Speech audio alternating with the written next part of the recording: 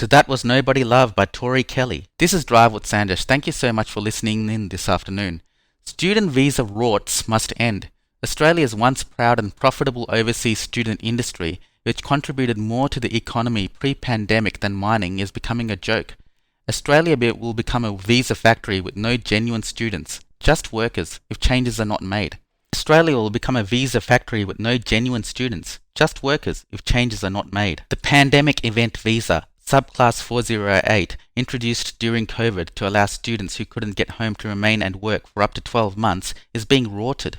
As the international education industry reports, international students are arriving on a student visa to study English, applying for a pandemic visa, and then dropping out to take a job. The subclass 408 visa and the right to work full-time on a student visa has to be culled this financial year before we lose all credibility. Joining us today is Melanie McFarlane, immigration expert, Executive Director of International Students Education Agents Association, to speak about this issue. Welcome to the show, Melanie. Thank you, Sandesh. It's great to be here. Yep, good to have you here. So just to get an understanding of this issue, is it that many overseas students who arrive on a student visa quit their studies the moment they get a 408 visa and work full-time? Is that the issue here? Or at least That's correct.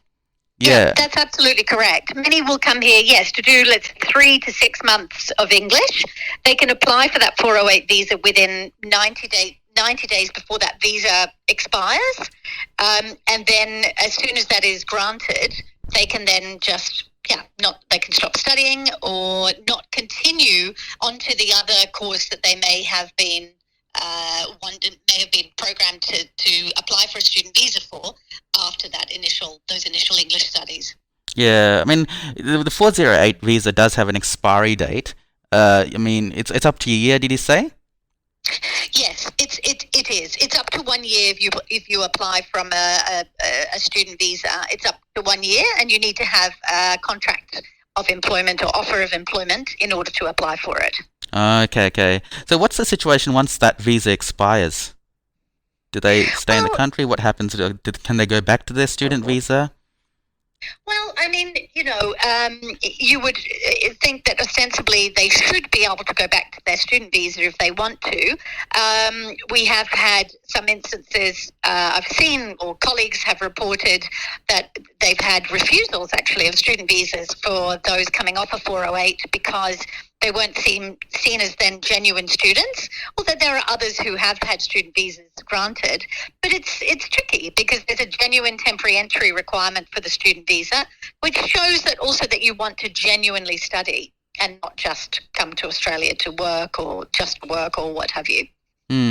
So what's being done to address the situation at the moment, just to ensure that overseas students are here to genuinely study and not use the student visa and the 408 visa just as an opportunity to work and just, not study at all? Yeah, sure. Well, the thing is, there's a lot of promotion overseas of Australian education. Austrade, which is the arm of the Australian government that promotes trade and international education or education in Australia, they do a great job of spreading the word around the globe about how great it is to study in Australia, as do many universities, colleges and such as English colleges, vet sector colleges, and also education agents who actually make up, I think, about 75% of enrolments to Australia for international students come from education agents. So all of these bodies and groups and organisations do a great job to promote Australian education, and we want to keep that image that Australia is a good place to study. Yes, great, come here, study and work. We're all about promoting that, but it's not just about coming to work and nothing else. Yeah, the main aim is to promote Australia's education, right?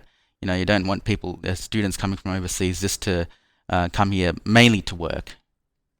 Precisely. And the irony is it's quite a difficult student visa to obtain because of this genuine temporary entry requirement, which many of us in the industry are lobbying to remove because actually it's slightly ludicrous.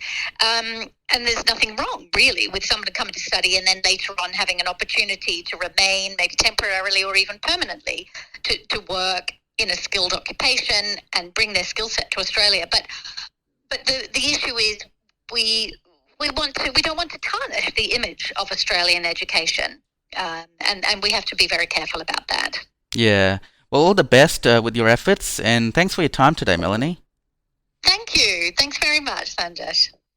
That was Melanie McFarlane, Immigration Expert, Executive Director of International Students Education Agents Association, addressing the issue of student visas being rorted. This is Drive with Sandesh. Up next, we